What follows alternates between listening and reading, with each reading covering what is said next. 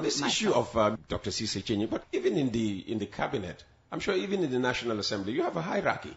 And I may be wrong, but I think Minister of Information is so far down the rungs of power you would have thought that the Vice President, the late Vice President, for instance, when he organized that meeting at the Sarada Keraba Jawara, that famous meeting, where his quotes are still being thrown around, where he dared, to say, listen, we are not doing what we've been appointed to do. We are not doing what the president was voted into power to do, and he's relied upon us by appointing us to help him do that. You think that the vice president or the minister of finance or the minister of foreign affairs, these are usually thought to be the senior positions in cabinet after the president. May his soul continue to rest in the highest Jannah, especially Amen. In this day of Hajj. We pray for him. But Peter, when you say hierarchy in cabinet, we have the president, we have the vice president, and we have ministers. Yes. In our laws, we don't have hierarchy of ministers. We have a cabinet with ministers. So as far as I know, looking at the constitution, we don't have any hierarchy. Each member of cabinet has a portfolio. The foreign affairs minister has a portfolio of Minister of Foreign Affairs and Gambians abroad. The Minister of Information has the portfolio of Minister of Information. So when it comes to information, it is the Minister of Information that should be dealing with information. Which he is doing.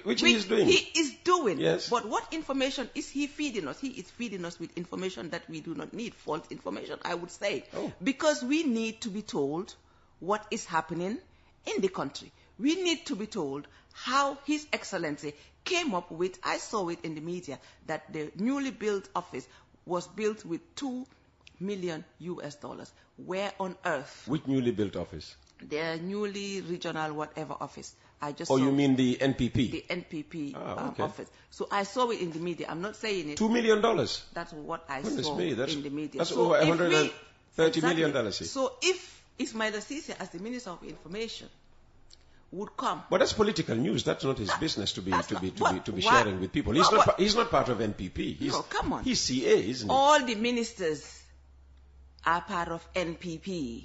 Let us be honest. Yeah, I remember Silla said that when NPP, all the ministers, when NPP was just being formed. Exactly. I asked him the question categorically. All the ministers are part of NPP. So that is, I wouldn't even mince my word by saying that they are not. But the minister that really shocked me as being part of NPP is the Justice Minister, because we need justice in this country.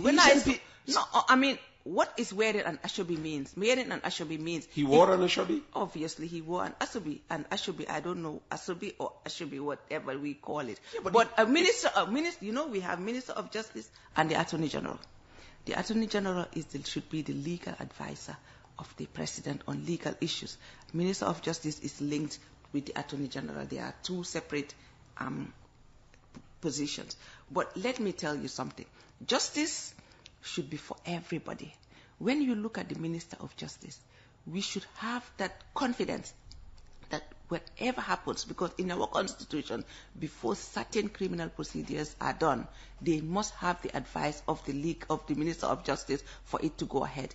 If we do not have that confidence on the Minister of Justice, mind you, he's my younger brother, because the father and my family are very close. Listen, we're all related here. We are all related, but just on Sunday, let me tell you something. Just on Sunday, the First Lady, Fatou Barrow, stood up and said in front of thousands of Catholics that he is a Gomez.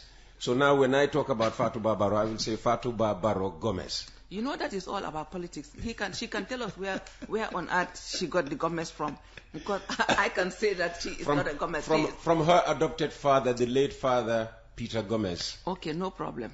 No problem. She can say anything she wants. She's my daughter anyway. Yeah, but just going back to this Attorney General and Minister of Justice thing.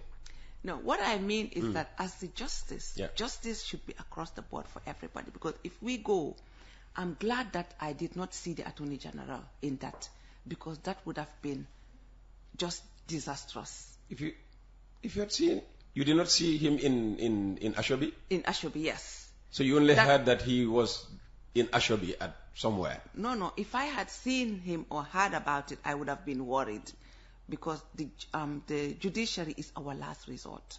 Oh, you mean the Chief Justice? The Chief Justice. Oh, okay, no. The Okay. Chief Justice. Okay. If I had seen him, I would have been worried and scared Okay. for us in this country. But thank God I did not see him. But to go back to the situation in Come this on. country. The Chief Justice is mature enough, is experienced enough to know Yeah. that, you and know. that's why I said I am glad.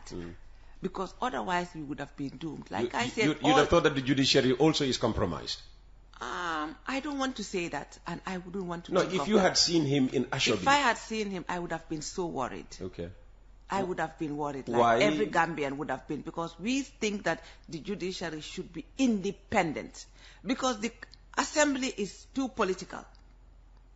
The cabinet Assembly is meant to be political. Exactly, that's why I said. It's meant to be, I mean, but when we at the assembly, outside, we should be political, because politics took us into the assembly. But when we are in the assembly, the reason we are called National Assembly members is to think of national interest first. But the fact that Barrow polluted the assembly by one, bringing in Njai 1, bringing in Fabakary Tombong 2, bringing in a member that was rejected by the people 3. Is that your co-female MP? It's a fact that it's happened. He has a right to nominate anybody as of the Constitution. But when you nominate with your conscience. Nominate bearing in mind what the people would appreciate. You understand? Because Barrow was voted by the people, and every day I wake up, I am grateful that I did not vote for Barrow in 2021. And I am grateful because my conscience wouldn't have allowed me for what is happening. I love Gambia. He loves Gambia more, perhaps. I don't think he loves Gambia. If Barrow had loved Gambia, Barrow would have eaten humble pie and stepped aside in 2026. He does not love Gambia. We are hoping that he will.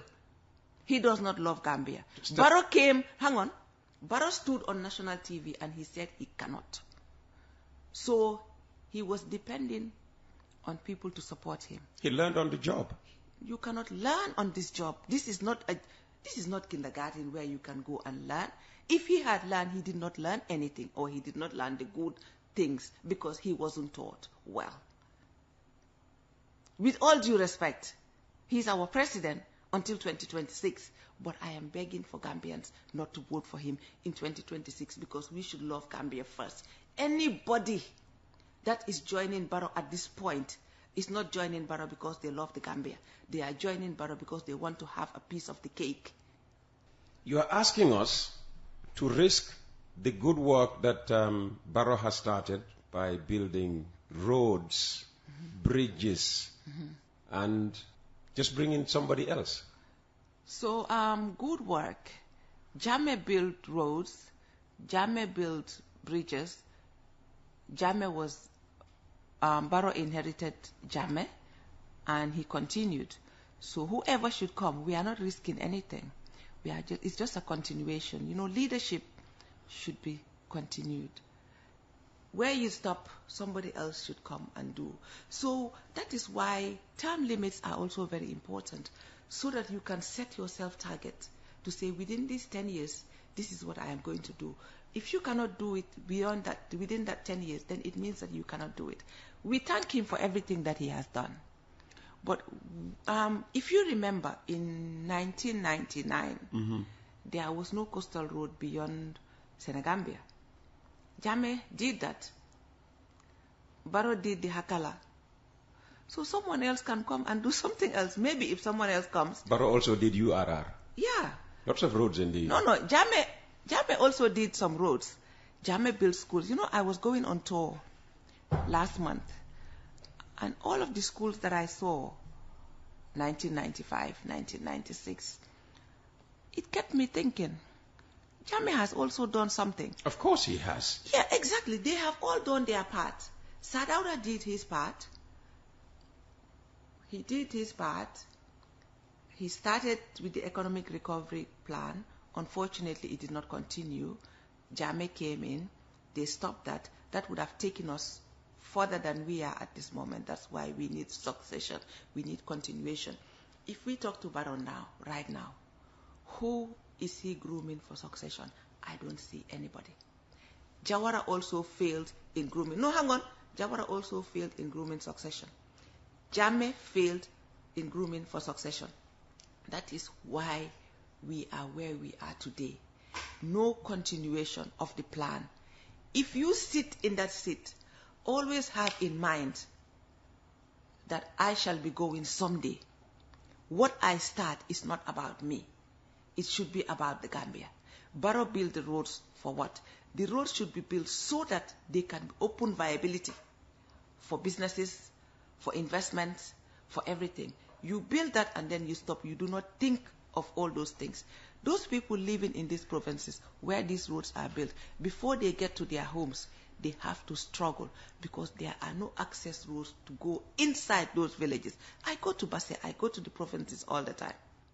You have just validated